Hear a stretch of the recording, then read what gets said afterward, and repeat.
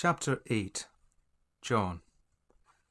As we learn from the fourth Gospel, there was an unnamed disciple who, in the company of Andrew, Peter's brother, stood by the Baptist in the valley of the Jordan when he uttered his great declaration concerning Jesus of Nazareth, whom he saw approaching. Behold, the Lamb of God, that taketh away the sin of the world.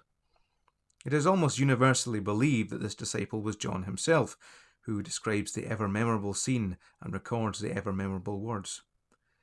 He could never forget the hour when he first saw him to whom his heart clung with supreme devotion, whom he afterwards beheld on the Mount of Transfiguration, on the Mount of Olives nigh unto Bethany, and from the island of Patmos, transfigured, ascending, enthroned, but who then walked in obscurity and was still in the background of history when designated as the Saviour round whom all history turns. Of the 12 who were chosen to be apostles, John is commonly supposed to have been the youngest. The belief is based on tradition, and it must be admitted that the date assigned for his decease tends somewhat to confirm it. It is generally thought, indeed, that all who composed the little company were young men when they were called to the apostleship, and certainly, to say nothing of the great receptivity of early years for new doctrine, youthful vigour was needed for the arduous and trying mission to which they were set apart. But among the young and fresh, John is represented both by history and by art as the youngest and freshest of all, and this circumstance in part, although only in part, may have suggested the striking remark of Godey: the well-beloved disciple personifies the eternal youth and unmarred virginity of the spouse of Christ. It is hardly necessary to say that the relationship in which he stood to the Lord was singularly close. Some have even imagined that this disciple and his master were connected by the tie of blood, but even if they had been, that would not account for the relation of which we actually know. John stood nearer to Christ than any of the Lord's brethren according to the flesh. Not only was he one of the chosen from the chosen, as they have been designated, one of the 3 who were witnesses of the resurrection of the daughter of Jairus, of the scene of glory on the Mount of Transfiguration, and of the agony in the garden, but he appears as the object of a special personal affection, which has led to the supposition that, from the first, there was in him, and if there was, we know to what source he would trace it, a special depth of devotion which had no parallel unless it was in Mary, the sister of Lazarus, and which was peculiarly attractive to him on whose bosom he leaned, and out of whose fullness he received. At all events, he is designated as the disciple whom Jesus loved, and to him Jesus, speaking from the cross, bequeathed the legacy of the heart. If there was conferred on Peter a distinction all his own, there are natures to whom the words, "Behold thy mother," spoken at that hour, would sound as high and blissful as the words uttered at Caesarea Philippi. Though Peter is usually described as a man of action, and John as a man of contemplation and deep fervid feeling, we are not to suppose that the nature of the one was unemotional, or that of the other inactive. In the beginning of the Church's history, John appears not only as Peter's friend and counsellor, but as his fellow labourer. But after the return from the mission to Samaria, on which they had been sent together for the confirmation of the new converts and for the communication of spiritual gifts, the younger son of Zebedee is not again mentioned in the sacred narrative. We learn, however, from Paul, Galatians 2, that when he came up to Jerusalem to confer with the 12 and the mother church on his special vocation as apostle to the Gentiles, John was then present in the holy city, and he and Peter and James, the Lord's brother, are described as those who seem to be, that is, were recognized as, pillars of the church. To take the date commonly accepted for this visit of Paul's, which is also the date of the council of which you read in Acts 15, John was still at Jerusalem in the year 53 AD, 9 years after his brother James had suffered martyrdom in fulfillment of the Lord's word that he should drink of his cup and be baptized with his baptism. Up to 53, then, John does not appear to have undertaken any foreign apostolic mission. The great epoch in his life, the date at which he left Jerusalem for the last time, is uncertain. Whether it proceeded from the time of Paul's last visit to Jerusalem, when he found James at the head of the church there, or occurred somewhat later, and about the time of the Jewish war, we have no means of determining. After he left Jerusalem, Ephesus, according to ancient and unanimous accounts, became the centre of his apostolic labours, which were not confined to that city, but extended far and wide over the surrounding regions. This statement will be the more readily accepted if we remember the names of the 6 churches mentioned along with Ephesus in the Apocalypse: Smyrna, Pergamos, Thyatira, Sardis, Philadelphia, and Laodicea. We may suppose that John did not place himself at the head of the apostolic mission to that vast eastern field till after the death of Paul, who, in the period of his imprisonment at Rome, continued to charge himself with the care of the churches of Asia Minor, of which Ephesus was the parent community, addressed to them epistles or sent to them messengers out of the circle of those who had been most closely associated with him in his work. According to Irenaeus of Lyon, Lugudunum, who was a native of Asia Minor and in his youth had seen and heard Polycarp, Bishop of Smyrna, one of John's disciples, the apostle lived and laboured long in Ephesus and its neighbourhood, and died in the time of the Emperor Trajan, that is, not before 98 AD, which is the year of Trajan's accession. That John was banished to the island Patmos, and there wrote the Apocalypse, rests on higher authority than that of tradition, but whether the banishment followed or preceded his first coming to Ephesus, whether it took place in the reign of Domitian, 81 to 96 AD, or of that of an earlier Roman emperor, is a question for the settlement of which there are no clear historical data. The legend that, in the time of Domitian, he was cast at Rome into a vessel of burning oil and came forth unharmed, is generally rejected.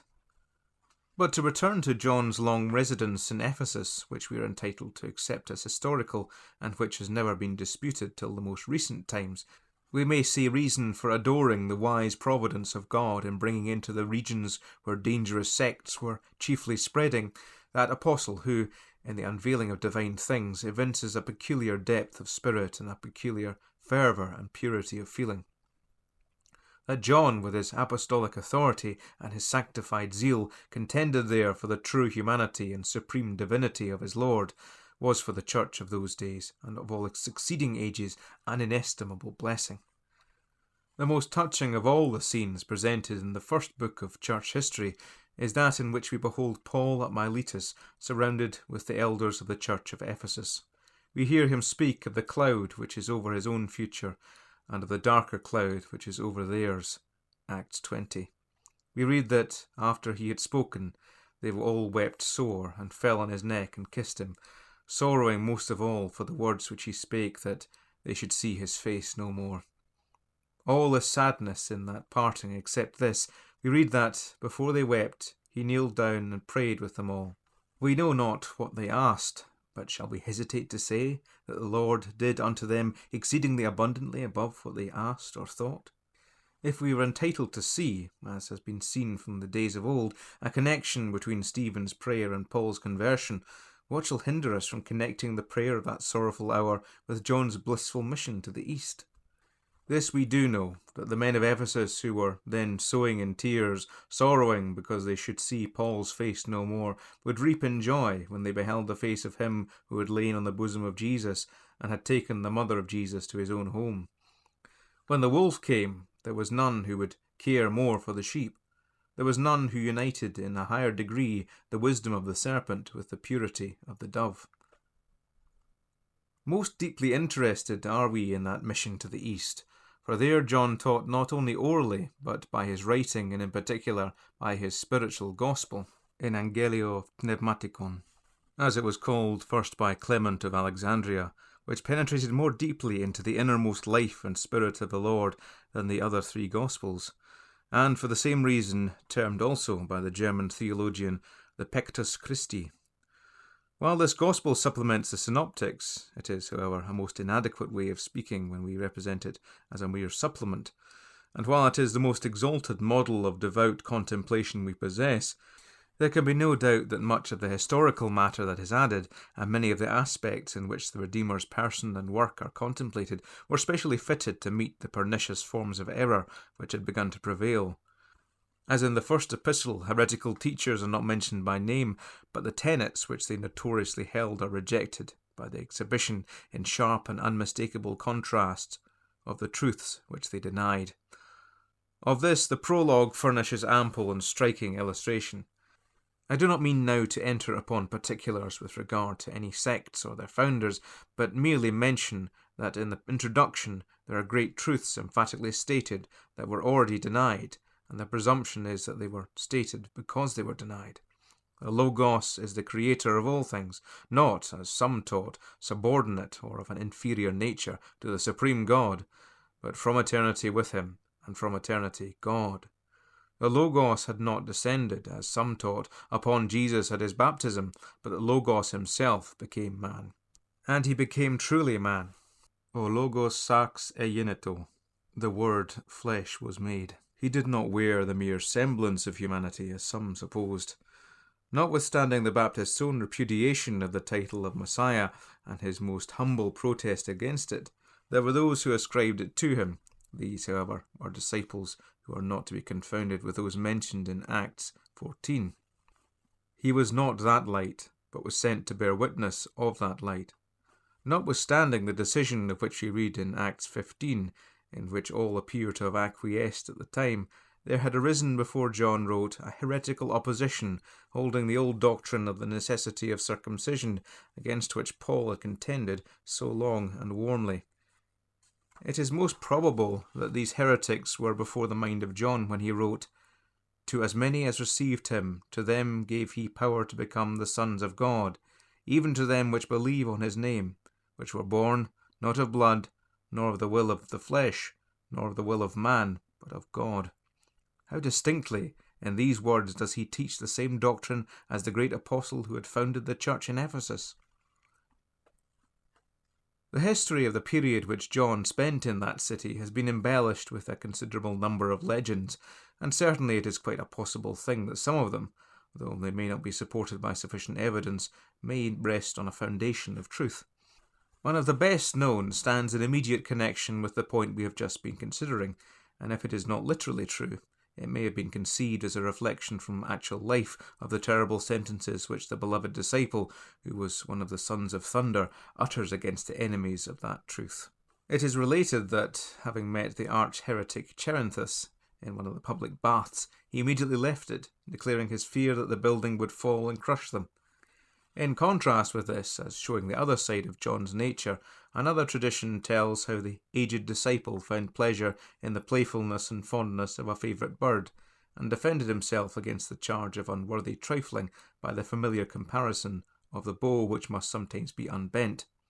You all know the other tradition, which is not only more frequently told, but worthy of being told, that brings before us the last scene of his public life, when, weak and dying, unable even to stand, he was borne into the midst of the assembly, and there continued to repeat only the one sentence, "Little children, love one another," till, being asked why he thus repeated the words, he replied, "It is the Lord's command, which sums up all his will."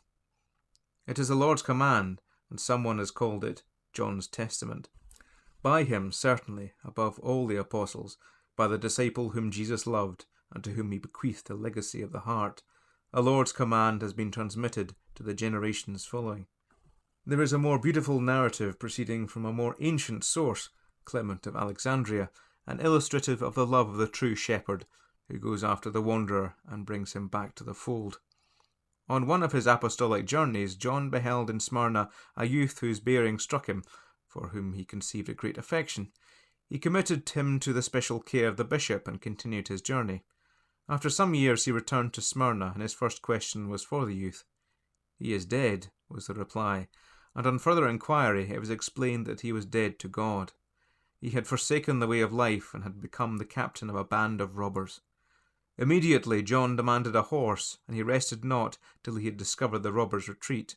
He was made prisoner. "Lead me to your captain," he said to those who took him.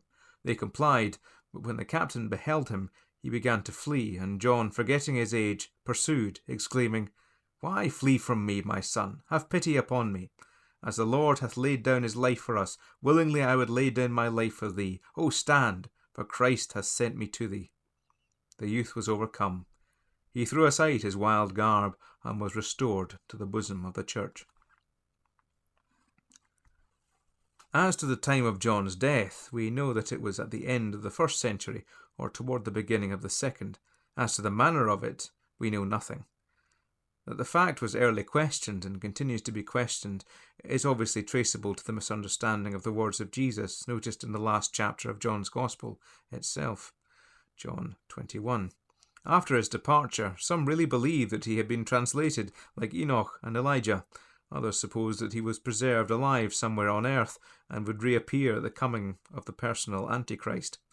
Among those who believed that he was actually dead, there grew up a legend, mentioned by Augustine, that when he felt his end approaching, he gave orders for the construction of his own sepulchre and then laid himself down, as on a bed, to die, but that afterwards there were strange movements in the earth that covered him. This legend seems to have been afterwards expanded in various ways.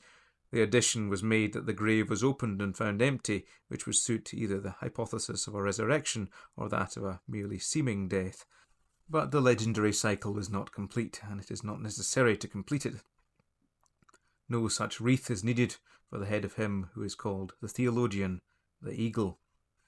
The imperishable crown which he wears in the church we see in his writings. It is a crown which the wearer would doubtless cast at his Lord's feet, yet meet for the head of him who lay on the Lord's breast.